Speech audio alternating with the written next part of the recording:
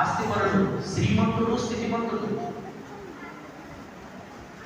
చక్కటి స్థితిగతులు కలిగిన వాడు, విద్యావేత్త, ధైర్యశాలి.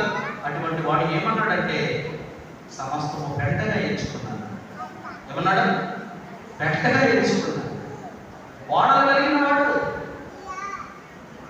వెనక ఏ ఆస్తిపాస్తులున్నా విడిచిపెట్టేసాను అన్నాడు.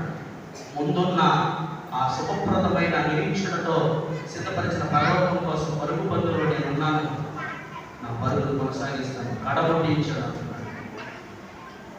ఈ శుభప్రదమైన నిరీక్షణతో నువ్వు ఉంటే కనుక స్థిరమైన పునాదులు కలిగిన పట్టణంలో కొంతకాలం బ్రతికే జీవితాన్ని జీవించవు, వివేగాలు జీవించే వ్యక్తిగా నీవు ఉంటావు.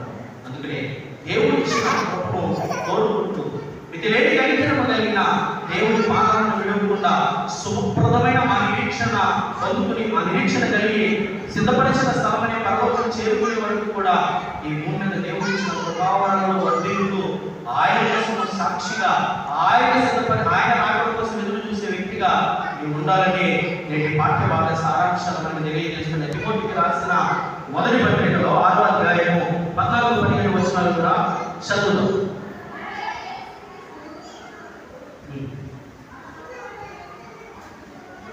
మన ప్రభువైన